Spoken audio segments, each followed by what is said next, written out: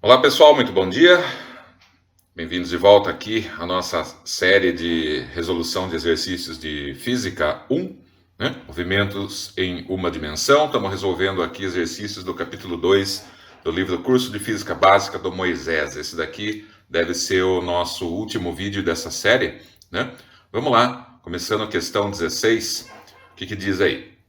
Um foguete para pesquisas meteorológicas é lançado verticalmente para cima. Combustível que lhe imprime uma aceleração de 1,5 g durante o período de queima esgota-se após meio minuto. Qual seria a altitude máxima atingida pelo foguete se pudéssemos desprezar a resistência do ar e com que velocidade e depois de quanto tempo ele voltaria a atingir o solo? Então, vamos lá. Mais uma vez, vamos representar aqui a situação, né? Então, nós temos três momentos aqui nessa situação, né, que ele está descrevendo. Representar o foguete aqui sendo lançado, né? Então aqui ele vai ser lançado para cima com uma certa aceleração. Então aqui a aceleração 1,5 g, 1,5 vezes a aceleração da gravidade, a magnitude dela, né? Nesse sentido, está sendo lançado aqui do solo. Então, nós temos, vamos colocar aqui, x igual a zero, certo? Então, ele vai continuar subindo, né? Ele vai continuar subindo com esta aceleração num intervalo de tempo de 0,5 minutos, vamos já converter 30 segundos. Então, durante 30 segundos, o combustível do foguete vai queimar e ele vai subir com essa aceleração. Então, esse daqui é o momento número 1. Certo? Aí nós temos a situação em que o foguete ele continua. Vamos colocar aqui só para representar em outra altura, né? Então, aqui está o nível do chão, mas aqui ele já está mais alto, né? Só que aí o combustível acaba, certo? Mas ele continua subindo por causa da velocidade que ele está, certo? Ele continua subindo até uma altura máxima para depois, né? Até uma altura máxima para depois ele voltar a descer, certo? Então aqui a gente tem o nosso x máximo, né? A altura máxima que esse foguete vai subir. Só que nesse caso ele vai ter uma certa velocidade, tá? Ele vai ter uma certa velocidade, só que a aceleração que ele está sujeito agora é a aceleração da gravidade, certo? Como ele não tem mais o combustível do foguete, ele não vai mais ser impulsionado com esta aceleração aqui. Ele vai estar sujeito apenas à aceleração da gravidade, tá? Esta é a situação 2.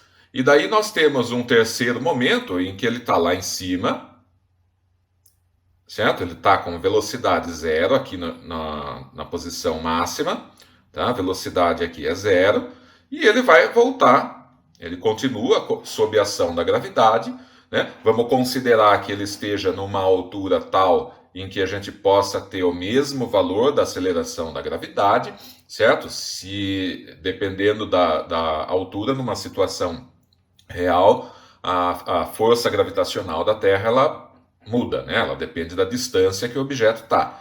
Mas aqui vamos assumir que ele esteja numa altura em que essa aceleração ela pode ser a mesma, né? Então nós vamos ter aqui a aceleração da gravidade. E depois ele vai cair de volta até chegar novamente numa posição de altura zero, tá? Então esse daqui é o nosso terceiro momento, terceiro movimento aqui. A ideia é descrever cada um deles, né? Tranquilo. Então, vamos lá. Então, nós temos aqui um movimento nas três situações, né? Nós temos movimentos uniformemente acelerado, certo? A única diferença é para onde está apontando aqui a aceleração, né? Vamos colocar um sistema de referência aqui, o eixo X para cima, só para a gente se orientar, né?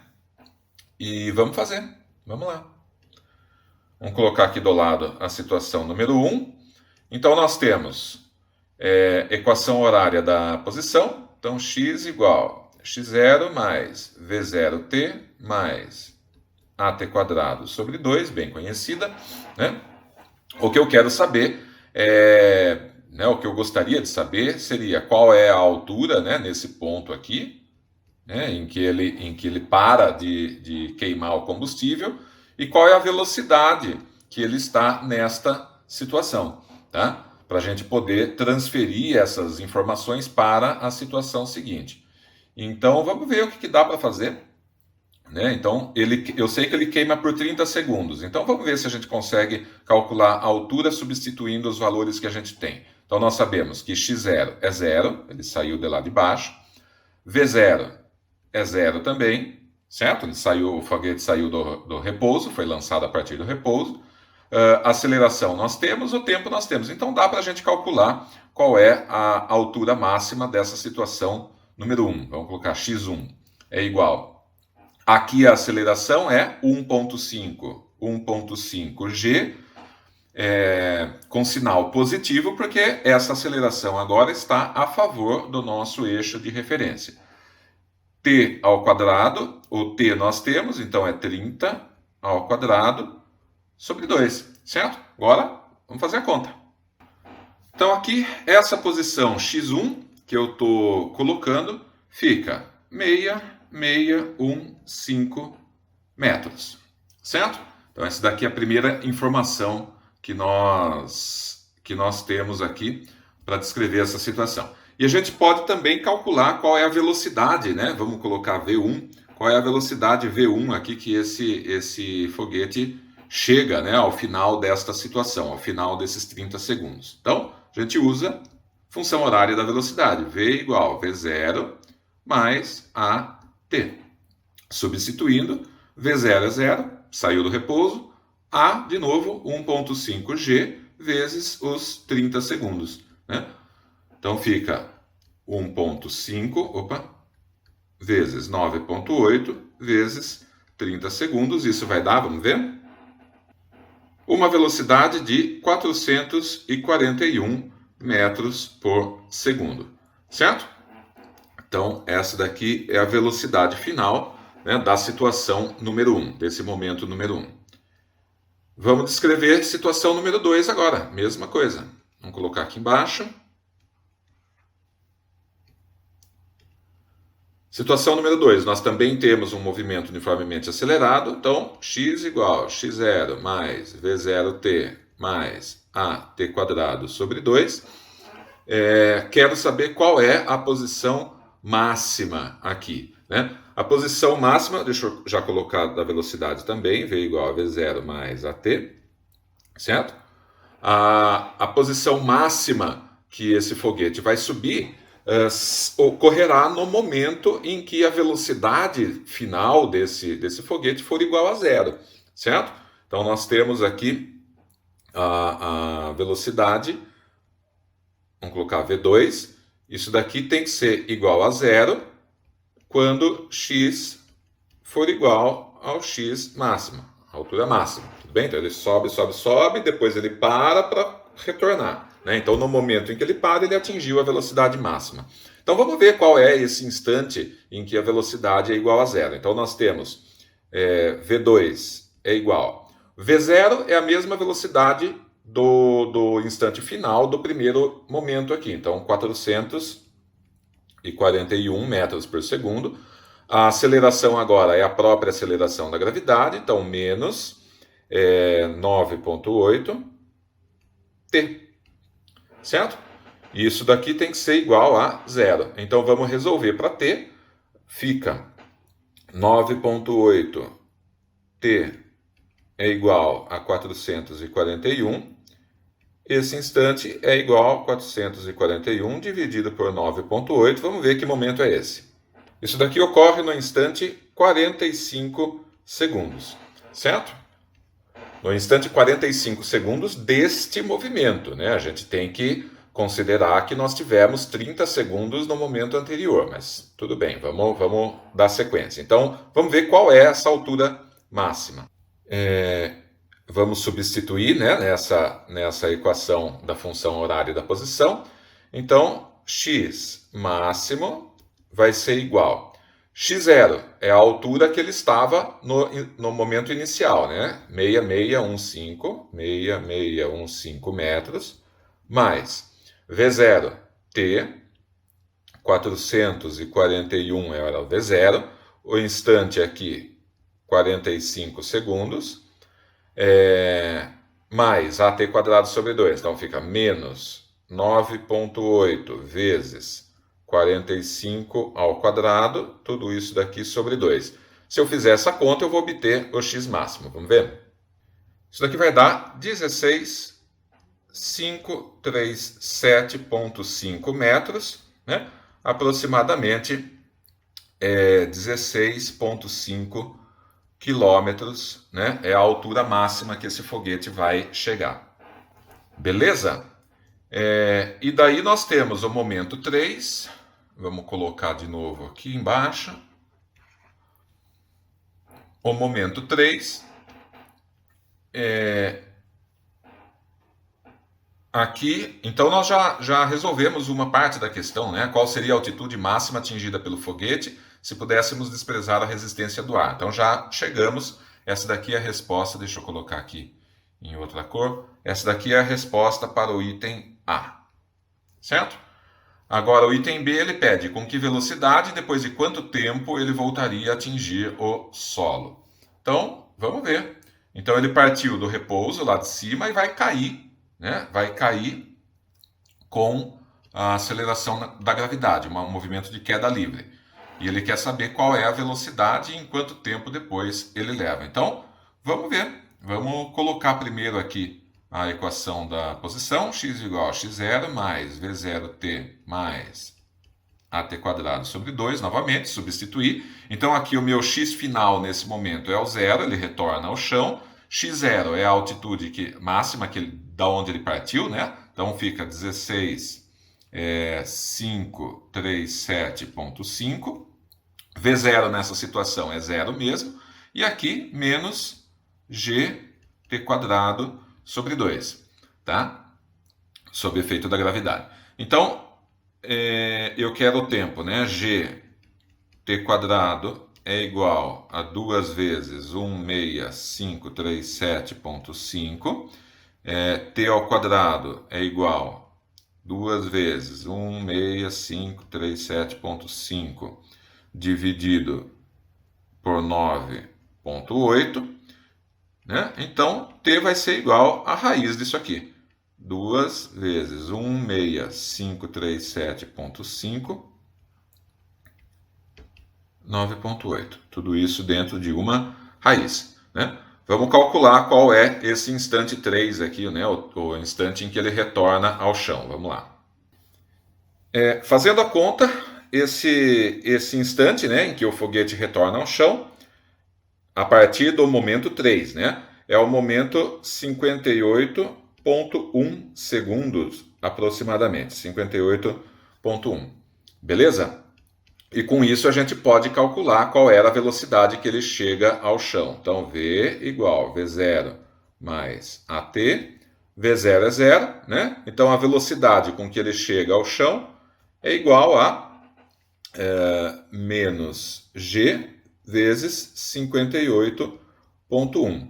Né? Isso daqui vai ser igual a menos 569,4 aproximadamente metros por segundo. Aqui sinal negativo apenas para dizer que a velocidade ela está indo em sentido contrário, né, ao meu eixo de orientação que eu estipulei no começo do exercício, certo? Então essa daqui é a velocidade. E ele fala aqui também, né, na segunda parte da questão, depois de quanto tempo ele voltaria a atingir o solo. Então quando ele está falando de quanto tempo ele voltaria a atingir o solo, é porque ele quer o tempo das três, né, o tempo total de todo o movimento. Então o tempo de todas essas três instâncias aqui, né? Então seria o tempo ao final do primeiro trajeto, mais o tempo ao final do segundo, mais o tempo ao final do terceiro. Isso seria um tempo total. Tá? E nós temos esses tempos, né? Nós calculamos já. Então, no primeiro trajeto, nós temos 30 segundos, né? Conforme enunciado. Vamos colocar aqui 30 segundos. Aqui mais 45 segundos do segundo trajeto, mais 58,1 segundo do terceiro trajeto aproximadamente. Vamos fazer a conta? Isso daqui vai dar 133,1 segundos, né? É o tempo total, né, que o foguete leva para subir até a sua altura máxima e cair de volta ao chão. Ok? Então, questão 16 resolvida. Isso. E aqui a questão 17, a última questão desse capítulo, é também uma questão de gráfico, né? Que a gente pode utilizar o gráfico para responder as outras informações também. Então, a primeira coisa é a gente analisar o gráfico, ver quais são esses momentos. Então, nós temos 3 momentos principais aqui, o momento número 1, aqui um momento número 2 e aqui um momento número 3, certo? São um gráfico que dá velocidade por tempo, né? A velocidade em função do tempo. E ele está pedindo aqui, trace os gráficos da aceleração e da posição em função do tempo para t entre 0 e 16 segundos. É esse movimento aqui, né, que ele colocou. Aqui estão os dados, tal. Então a gente vai ter que fazer o mesmo procedimento, né, que nós fizemos na outra questão de gráfico, é verificar qual é a função horária da velocidade. Então, vamos colocar aqui, uma vez que a gente tenha, deixa eu colocar em outra cor, uma vez que a gente tenha a função horária da velocidade, nós já podemos calcular a função horária da aceleração simplesmente derivando a função horária da velocidade. E a gente pode encontrar o gráfico, né, a função horária da posição, integrando o gráfico da função horária da velocidade em respeito ao tempo também. Certo? Então essa daqui vai ser a nossa estratégia. Uma coisa que a gente pode intuir, né, a partir deste gráfico da velocidade, que é bem importante que a gente faça essa análise mais qualitativa, é que é o seguinte, né? Então, desse período 1, todo ele, de 0 a 8 segundos, nós temos velocidade sempre positiva e crescente. O que uma velocidade positiva significa? Velocidade positiva, né? Deixa eu colocar aqui, só para a gente analisar qualitativamente primeiro, que pode ser importante. Nós temos a velocidade é positiva em todo o trajeto, tá? E ela é crescente. É uma função crescente. Então, eu sei que a aceleração é positiva também, pelo fato de ser crescente. Então, o carro está indo para frente. Então, o carro vai para frente, né, de acordo com o meu eixo de referência, com a velocidade aumentando. Aqui, neste momento 2, nós temos uma parte do movimento 2 com velocidade positiva, né? Uma parte com velocidade negativa. Então, na parte com velocidade positiva seria essa daqui, né? Essa parte aqui. O carro ainda está indo para frente, enquanto que nesta parte com velocidade negativa o carro já está voltando para trás no eixo de acordo com o eixo de referência. Só que em ambas as situações a velocidade é decrescente. Então, enquanto ela for positiva decrescente, o carro está freando até chegar no momento, no instante 10 aqui, né, esse instante 10 segundos, em que o carro vai estar com velocidade zero. O que significa? Ele foi para frente até um certo ponto e parou. E agora, no instante seguinte, que ele já está com velocidade negativa, ele está voltando para trás. Então ele foi, parou e voltou para trás. Essa é a situação que a gente tem que descrever no nosso gráfico. A gente tem que ter no nosso gráfico. E na situação 3, aqui nesse instante 3, nós temos uma velocidade negativa. Então o carro está indo em sentido contrário ao meu eixo de orientação, com velocidade constante. Certo? Então, a aceleração, nesse caso, a aceleração vai ser igual a zero. Tudo bem? Então essa aqui é só uma análise inicial para a gente saber mais ou menos o que esperar dos gráficos em questão, tá bom? Então, vamos lá, vamos começar a resolver aqui, momento número 1. Vamos achar essas funções. Primeiro, começando pela função da velocidade. É uma reta, então eu sei que o gráfico de V em função de t é um gráfico do tipo a, t mais b, certo? Dado aqui pelas condições, né? Vamos colocar, eu sei que V0, né? A velocidade no instante zero é igual a zero, então substituindo aqui, né? Eu sei que b é igual a zero também, certo? E eu sei que a velocidade no instante 8 é igual a 12. Então, eu vou substituir essas informações. Então, se b é igual a zero, vt é igual a at, certo? E eu sei que v no instante 8 é igual a 8a, que é igual a 12. Portanto, a vai ser igual a 12 por 8, que é igual a 1,5. Então, eu já tenho aqui a minha função horária da velocidade nesse primeiro trajeto, né? Então, eu fico com v de t é igual a 1,5 t.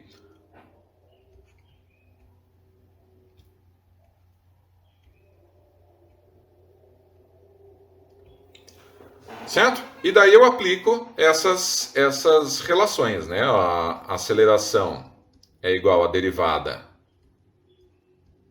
em respeito ao tempo da função horária da velocidade, 1,5t. Então, isso aqui é igual a 1,5 positivo, né? E constante, certo? Aceleração constante. E a função horária da posição é a integral de 1,5t dt.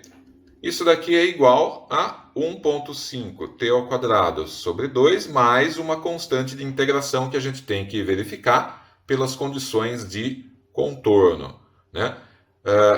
Aqui o enunciado está falando que a partícula parte da origem, então meu x no instante zero é igual a zero. Se eu substituir o t igual a zero aqui, eu sumo com essa parte, então fica só a constante c, e essa constante c vai ser igual a zero, então. Portanto, a função horária da posição é 0,75t ao quadrado. Tudo bem? Então, aqui nós temos a aceleração, aqui nós temos a posição, né, nesse primeiro trajeto. E da mesma forma como foi da outra questão, é interessante a gente calcular qual que é a posição dessa partícula ao final desse trajeto. Então, o tempo final deste primeiro trajeto é o instante 8 segundos. Então, vamos calcular x, a posição dessa partícula no instante 8, é igual a 0,75, 8 ao quadrado. Vamos ver? Isso aqui é igual a 48 metros, certo? Então, vai ser uma informação importante, porque vai ser o ponto inicial do segundo trajeto, que é o que a gente vai resolver agora. A função horária da velocidade para esse segundo trajeto também é uma reta, né? Também é uma reta decrescente aqui, então eu já sei que esse coeficiente angular vai ser negativo, tá? Mas também com o mesmo formato, né? Do mesmo formato, AT mais B, em que A e B a gente tem que verificar pelas informações que ele passou, né?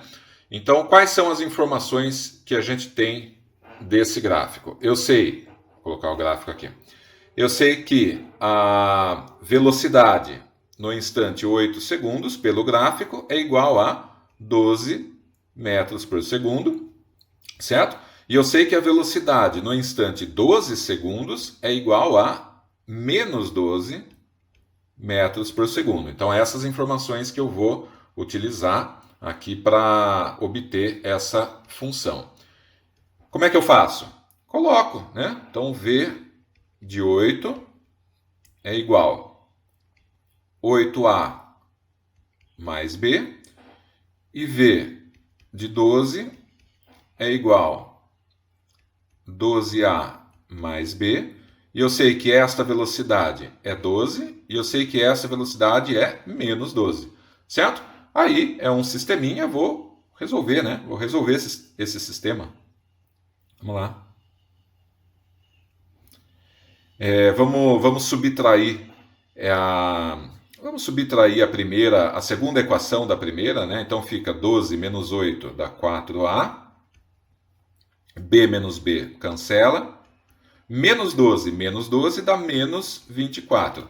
Tá? Então A vai ser igual a menos 24 sobre 4, que é igual a menos 6. Certo? E daí a gente substitui em uma dessas equações, vamos substituir na primeira. Então nós temos menos 6 vezes 8 mais B tem que ser igual a 12.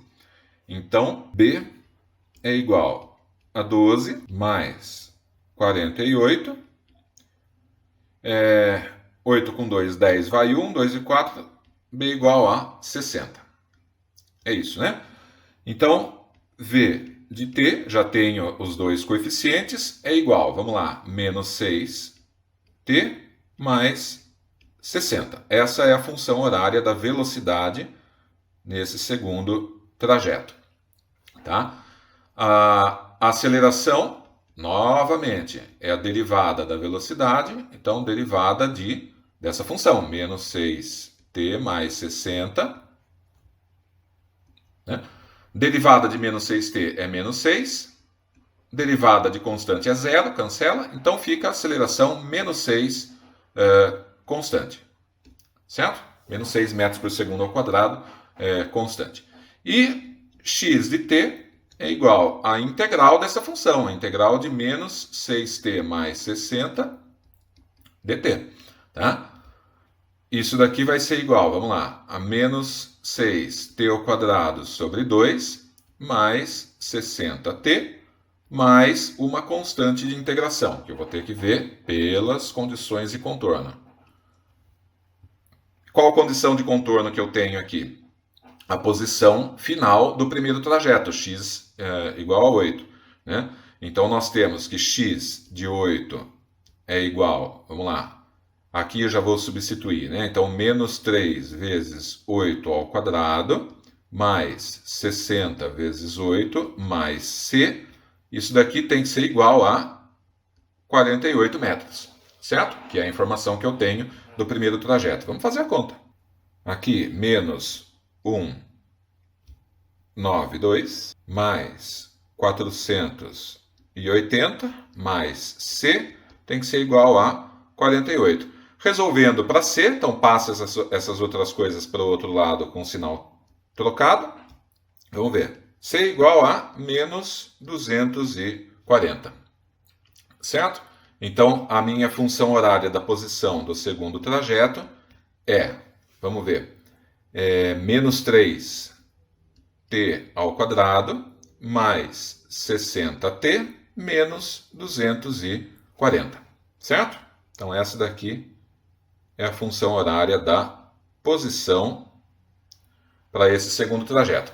E da mesma forma como foi para o primeiro, é interessante a gente calcular qual é a posição dessa partícula no instante final desse trajeto, que vai coincidir com o instante inicial do trajeto seguinte. Então, o instante final aqui é o instante 12. Então, a gente tem que calcular x do instante 12. Né? Vamos lá, menos 3 vezes 12 ao quadrado, mais 60 vezes 12, menos 240. Vamos ver quanto dá isso aqui. Isso aqui dá 48, de novo, 48 metros. Certo? O que falta agora? Não, só falta agora o instante 3, né, o momento 3 aqui. E aqui a gente tem, vamos lá, o terceiro momento, né? que é mais simplesinho. A gente vê aqui pelo gráfico que a função da velocidade é uma função constante, né, com valor menos 12. Então, isso aqui vai ser mais tranquilo. Vt é igual a menos 12, certo? Uma função constante. A aceleração é a derivada de dt de menos 12. Derivada de uma função constante é zero. A gente já esperava, né, que a aceleração fosse zero, movimento uniforme. E x, vamos colocar desse lado, x de t é igual à integral de menos 12 dt. Isso daqui é igual a menos 12t mais uma constante de integração que a gente vai verificar pelas condições de contorno, né?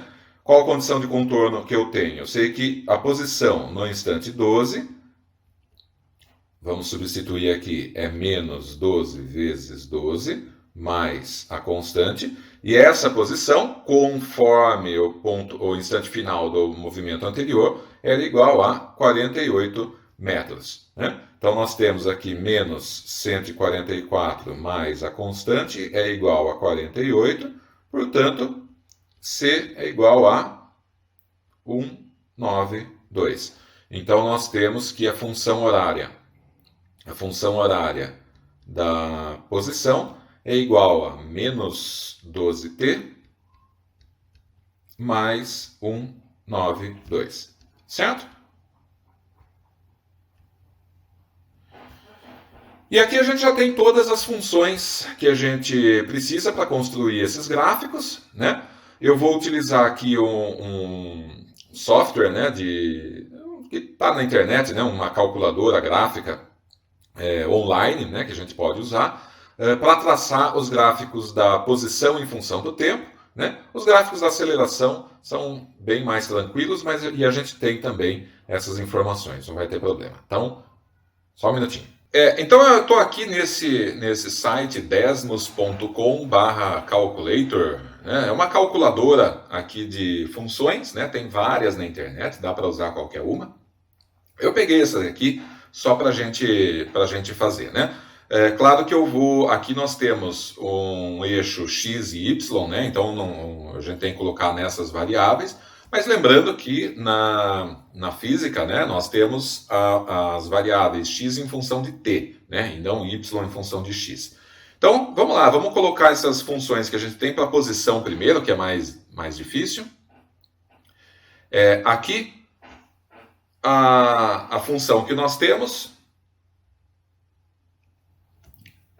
vamos digitar aqui, a função que nós temos é y igual 0,75x ao quadrado, certo?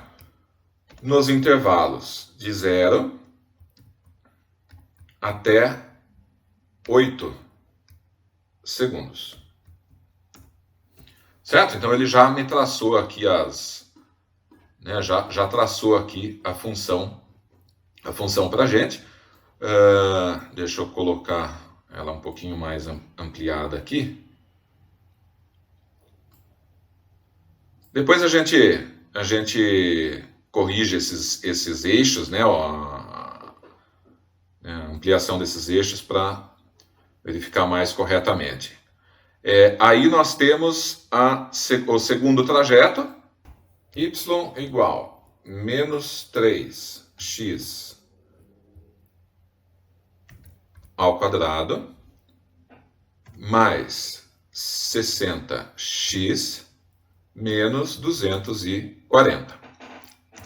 Certo? Essa era a função entre quais instantes? Né? No instante 8 até 12, se não me engano. Certo? Então esse daqui é o gráfico que ele está obtendo para a gente. E o terceiro momento, y igual a menos 12x mais 192, ok? Nos instantes 12 até 16. Certo? Então esses daqui eram os 3 gráficos que nós temos. Repare, um gráfico contínuo, obviamente. Né? Vamos só acertar aqui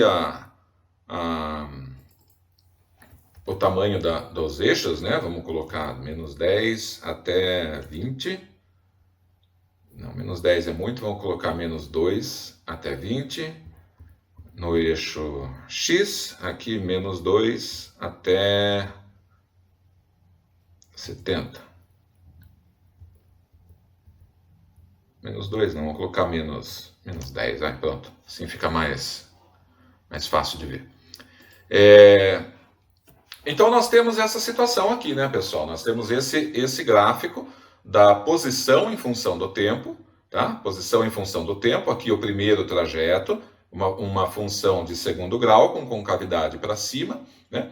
Porque o movimento está sendo acelerado, certo? Aqui o segundo movimento em que ele continua brecando, ele continua indo para frente, só que brecando, e depois ele para e retorna para trás, certo? Acelerando, né? A rapidez do carro está aumentando nesse caso, só que aumentando em sentido contrário. Então tem essa parábola com concavidade para baixo, né? Dada por essa segunda expressão aqui.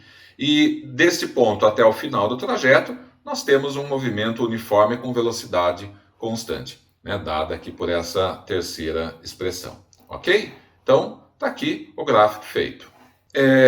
Pessoal, então era isso, tá? A gente tinha outros gráficos também, né, o da aceleração para resolver, tinha uma outra perguntinha que ele coloca lá, mas para não tornar o vídeo muito longo, eu vou ficar por aqui. Os gráficos da aceleração são bastante simples, né? E dá para a gente colocar nessa mesma ferramenta para a gente obter, ok? Então, encerramos aqui essa primeira série de vídeos, né, com movimentos em uma dimensão. Nos próximos vídeos, a gente vai começar a falar um pouquinho sobre vetores, né, a álgebra vetorial, e também movimentos em 2 dimensões, agora cinemática de 2 dimensões, envolvendo a álgebra vetorial também. Ok? Então, obrigado aí pela atenção, pela paciência, e a gente se vê nos próximos vídeos. Até mais.